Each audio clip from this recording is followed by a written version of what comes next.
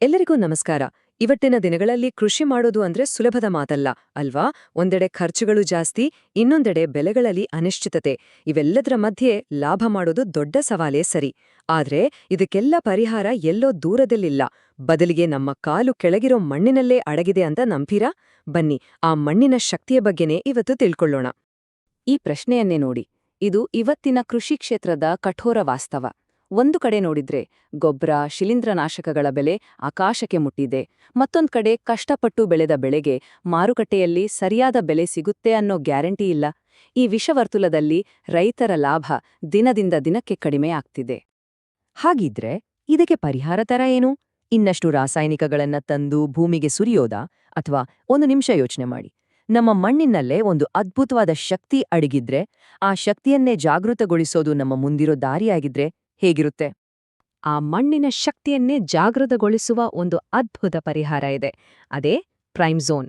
ಇದು ಕೇವಲ ಒಂದು ಪ್ರಾಡಕ್ಟ್ ಅಲ್ಲ, ಇದೊಂದು ಹೊಸ ಕೃಷಿ ಪದ್ಧತಿ ಅಂತಾನೆ ಹೇಳ್ಬೋದು. ಇದು ಗಿಡಕ್ಕೆ ಹೊರಗಿಂದ ಏನನ್ನೋ ಕೊಡೋದಲ್ಲ, ಬದಲಿಗೆ ಮಣ್ಣಿನಲ್ಲಿರೋ ಸಹಜ ಶಕ್ತಿಯನ್ನ ಎಬ್ಬಿಸಿ ಬೇರುಗಳಿಂದಲೇ ಗಿಡವನ್ನ ಬಲಿಷ್ಠ ಮಾಡುತ್ತೆ.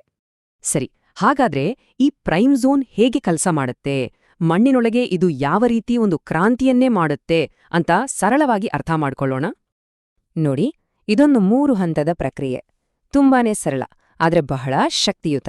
ಮೊದಲನೇದಾಗಿ, ಇದು ಮಣ್ಣಿನಲ್ಲಿ ಸುಮ್ಮನೆ ಮಲಗಿರುವ ಕೋಟ್ಯಾಂತರ ಒಳ್ಳೆ ಸೂಕ್ಷ್ಮಾಣುಜೀವಿಗಳನ್ನ ಎಬ್ಬಿಸುತ್ತೆ.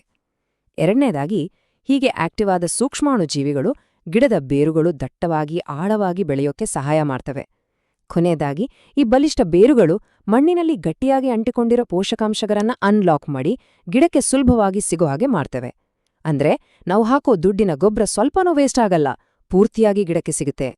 ಓಕೆ, ಈ ಪ್ರಕ್ರಿಯೆ ಬರೀ ಮಣ್ಣಿಗೆ ಮಾತ್ರನಾ? ಖಂಡಿತ ಇಲ್ಲ. ಇದರ ನಿಜವಾದ ಪರಿಣಾಮ ಕಾಣೋದೇ ನಮ್ಮ ಬೆಳೆಗಳಲ್ಲಿ.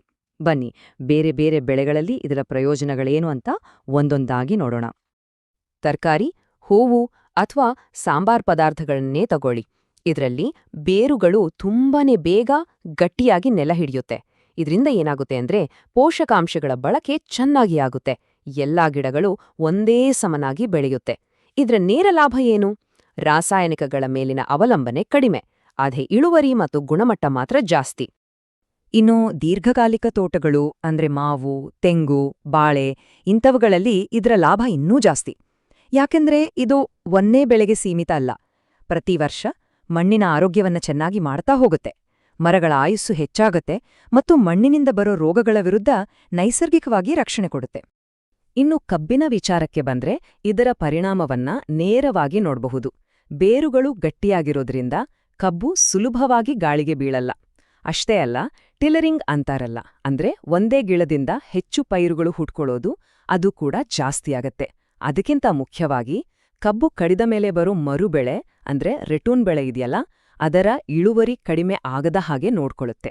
ಇದು ರೈತರಿಗೆ ದೀರ್ಘಕಾಲದಲ್ಲಿ ದೊಡ್ಡ ಲಾಭ. ಸೊ ಪ್ರೈಮ್ ಝೋನ್ ಅಂದ್ರೆ ಕೇವಲ ಈ ವರ್ಷದ ಇಳುವರಿ ಬಗ್ಗೆ ಮಾತ್ರ ಅಲ್ಲ, ಇದು ಒಂದು ದೊಡ್ಡ ಹೆಜ್ಜೆ ಪುನರುತ್ಪಾದಕ ಕೃಷಿ ಕಡೆಗೆ. ಅಂದ್ರೆ ಇದು ಬರೀ ಬೆಳೆ ಬೆಳೆಯೋದಲ್ಲ, ಬದಲಿಗೆ ನಮ್ಮ ಭೂಮಿಯನ್ನ ಮುಂದಿನ ಪೀಳಿಗೆಗೆ ಇನ್ನೂ ಆರೋಗ್ಯಕರವಾಗಿ, ಜೀವಂತವಾಗಿ ಉಳಿಸೋ ಒಂದು ದಾರಿ. ಈ ಒಂದು ವಾಕ್ಯದಲ್ಲೇ ಇದರ ಸಂಪೂರ್ಣ ಸಾರಾಂಶ ಅಡಗಿದೆ. ಇದು ಮಣ್ಣನ್ನ ಜೀವಂತವಾಗಿ ಮಾಡುತ್ತೆ, ನಾವು ಹಾಕೋ ಪ್ರತಿಯೊಂದು ರೂಪಾಯಿ ಖರ್ಚನ್ನ ಸಾರ್ಥಕ ಮಾಡುತ್ತೆ ಮತ್ತು ಕೊನೆಗೆ ಸುಸ್ಥಿರ ಹಾಗೂ ಲಾಭದಾಯಕ ಕೃಷಿಗೆ ಒಂದು ಗಟ್ಟಿ ಅಡಿಪಾಯ ಹಾಕುತ್ತೆ. ಸರಿ, ಇಷ್ಟೆಲ್ಲ ಪ್ರಯೋಜನ ಇದೆ. ಹಾಗಿದ್ರೆ ಇದನ್ನ ಬಳಸೋದು ಕಷ್ಟನಾ? ಖಂಡಿತ ಇಲ್ಲ. ತುಂಬಾನೇ ಸರಳ ಮತ್ತು ಅಷ್ಟೇ ಪರಿಣಾಮಕಾರಿ. ಎಷ್ಟು ಬಳಸಬೇಕು ಅಂತ ಯೋಚನೆ ಮಾಡ್ತಿದ್ದೀರಾ? ನೋಡಿ, ಪ್ರತಿ ಎಕರೆಗೆ ಕೇವಲ 5 ಲೀಟರ್. ನೆನಪಿಡೋಕೆ ತುಂಬಾ ಸುಲಭ ಅಲ್ವಾ? ಹಾಗಾದ್ರೆ ಯಾವಾಗ ಬಳಸಬೇಕು? ಪ್ರತಿ ತಿಂಗಳು ಒಂದೊಮ್ಮೆ ಅಷ್ಟೇ. ಇದನ್ನೊಂದು ರೂಢಿ ಮಾಡ್ಕೊಂಡ್ರೆ ಸಾಕು.